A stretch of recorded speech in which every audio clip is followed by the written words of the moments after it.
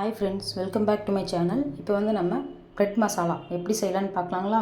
இதுக்கு தேவையான பொருள் வந்து ஒரு பெரிய வெங்காயம் சின்ன சின்னதாக கட் பண்ணிக்கலாம். அப்புறம் கறி மசாலா, சில்லி பவுடர், தக்காளி வந்து ஒரு 2 தக்காளி, அப்புறம் ஒரு பச்சை மிளகாயை பொடி பொடியாக கட் பண்ணி வச்சுருக்கேன். ப்ரெட்டு வந்து 5லேருந்து 6 ப்ரெட் எடுத்திருக்கேன். இதை வந்து நீங்கள் சின்ன சின்னதாக கட் பண்ணி எடுத்துக்கலாம். கார்னர் பிடிச்சவங்க வந்து கார்னரோடு போட்டுக்கலாம். கார்னர் வேண்டாம்னு நினைக்கிறவங்க வந்து கார்னர் எல்லாம் 4 பக்கத்தையும் கட் பண்ணிவிட்டு ஸ்கொயராக நம்ம சின்ன சின்ன ஸ்கொயராக கட் பண்ணி எடுத்துக்கலாம். அப்படியே கூட நம்ம கட் பண்ணலாம் ப்ரெட்டை. இல்லைனா வந்து கல்லில் போட்டு எடுத்து ஒரு ரோஸ்ட் பண்ணிவிட்டு அதுக்கப்புறம் கூட நம்ம கட் பண்ணிக்கலாம். இந்த மாதிரி வெட்டி தனியாக எடுத்து நம்ம ஒரு பிளேட்டில் வச்சுக்கலாம். அப்புறம் அடுப்பில் ஒரு கடாயில் கொஞ்சமாக எண்ணெய் ஊற்றிக்கலாம்.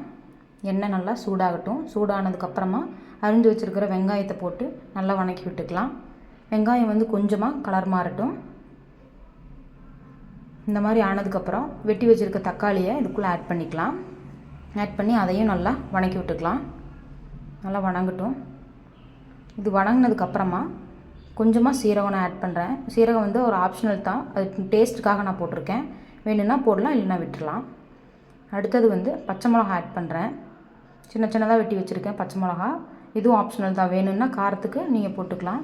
இன்னொரு மிளகா கூட வேணும்னாலும் நீங்கள் ஆட் பண்ணிக்கலாம். போட்டுட்டு நல்லா வணங்கட்டும். இது கூட எடுத்து வச்சுருக்கிற மசாலா தூள் வந்து ஆட் பண்ணிக்கலாம். கறி மசாலா பவுடரும் சில்லி பவுடரும் ஆட் பண்ணிக்கலாம். இன்னும் கொஞ்சம் காரத்துக்கு வேணும்னாலும் நீங்கள் ஆட் பண்ணிக்கலாம். இதோட பச்சை வாசனை போகட்டும். கொஞ்சம் நேரத்துக்கு நல்லா வணக்கி விட்டுக்கலாம். நல்லா வணங்கட்டும். இப்போ வந்து நான் உப்பு கொஞ்சமாக ஆட் பண்ணிக்கிறேன். ஆட் பண்ணி நல்லா மிக்ஸ் பண்ணிக்கலாம்.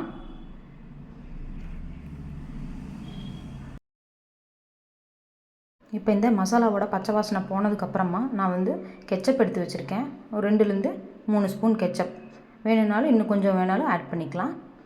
க்ரீன் சில்லி சாஸ் கூட நம்ம ஆட் பண்ணிக்கலாம். இதில் ஆட் பண்ணி நல்லா வணக்கி விட்டுக்கலாம். அது கொஞ்சம் வணங்கட்டும். இந்த மாதிரி எண்ணெய் பிரிஞ்சு வரட்டும். இப்போ இதில் வந்து நான் கொத்தமல்லி தழை ஆட் பண்ணுறேன். இந்த டைமில் வந்து நீங்கள் கருவேப்பிலை ஆட் பண்ணுறதுனால கூட ஆட் பண்ணலாம். அதுவும் கொஞ்சம் டேஸ்ட் டிஃப்ரெண்ட்டாக இருக்கும். அடுத்தது வந்து இப்போ வந்து வெட்டி வச்சுருக்கிற ப்ரெட்டை வந்து நான் ஆட் பண்ணிக்கிறேன். எல்லாத்தையுமே வெட்டி வச்சுருக்கேன், அதை எல்லாத்தையுமே ஆட் பண்ணிடுறேன். ஆட் பண்ணி நல்லா கலக்கி விட்டுக்கலாம். அந்த மசாலா எல்லாமே ஃபுல்லாக ப்ரெட்டு ஃபுல்லாக கோட் ஆகணும். அந்த மாதிரி கலக்கி விட்டுக்கலாம்.